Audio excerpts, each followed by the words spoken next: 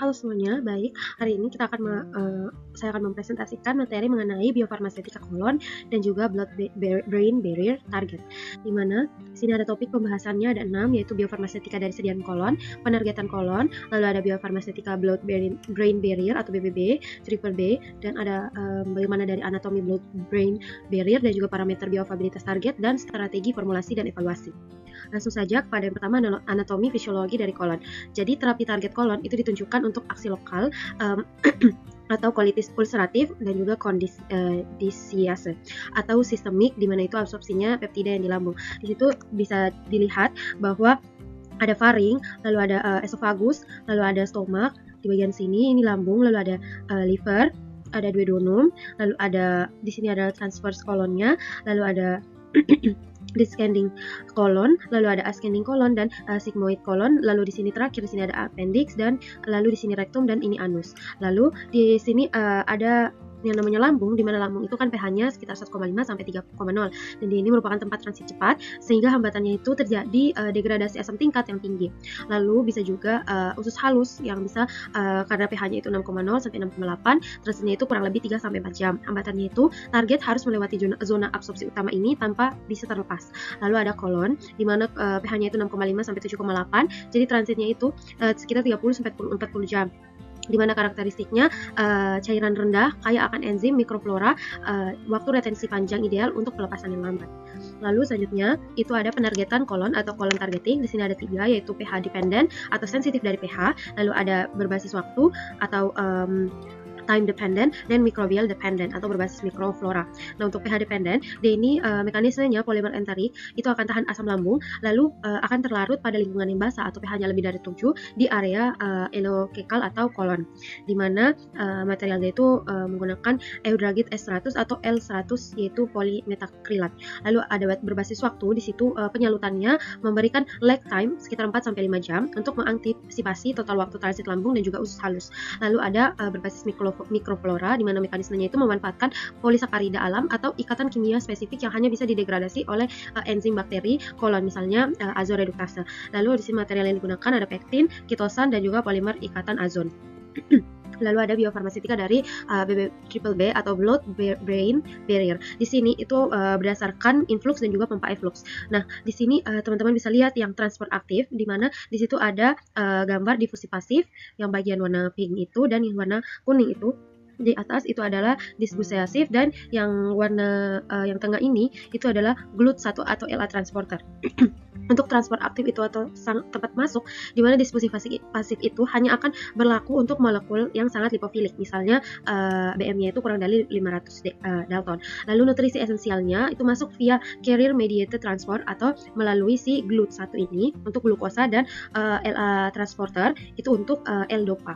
Lalu ada melalui sang penjaga yaitu P-glikoprotein. Ini merupakan aktor utama yaitu PGP atau ABCB1 transporter. Mekanismenya itu dia bertindak sebagai vakum aktif yang akan memompa kembali senabiotik ya, termasuk obat lipofilik yang berhasil masuk menembusi membran ke sirkulasi darah sebelum akhirnya dia itu sampai ke target saraf.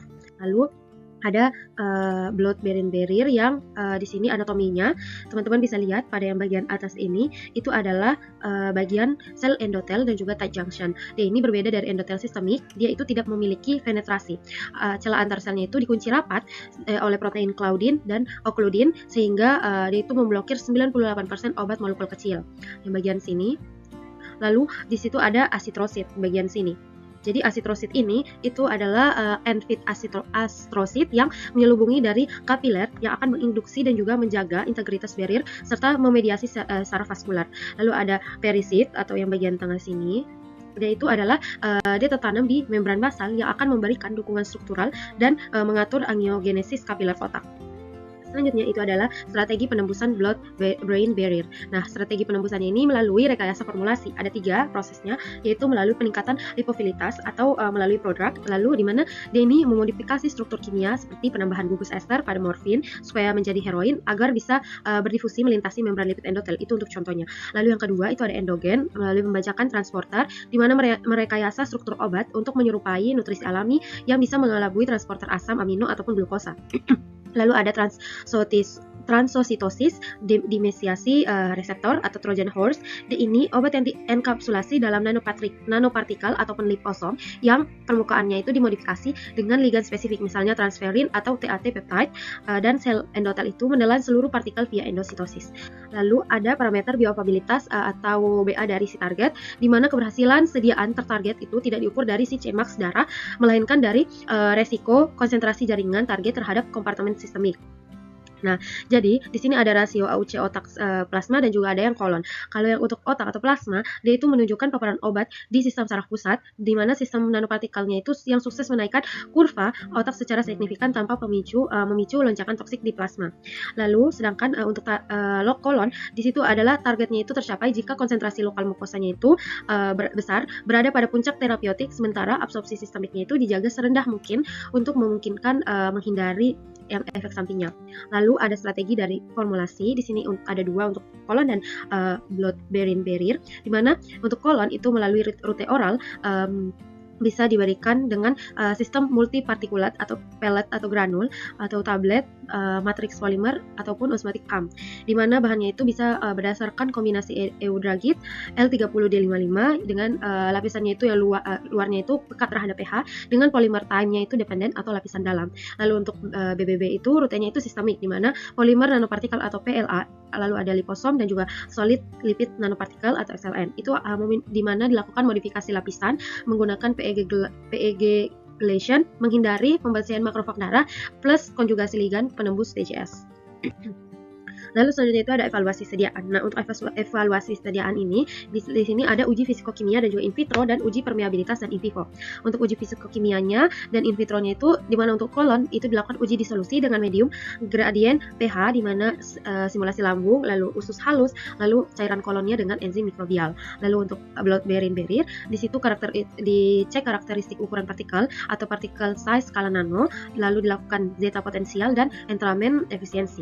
Lalu ada uji permeabilitas dan in vivo, di mana dilakukan cell lines atau melalui monolayer sel ACO2 atau usus atau kultur brain, yaitu microvascular endothelial cell untuk model BBB. Lalu ada biodistribusi, yaitu penggunaan europium, kelates atau agen fluoresensi pada PLA atau PEG nanopartikel untuk bisa melacak akumulasi partikel secara langsung di dalam otak.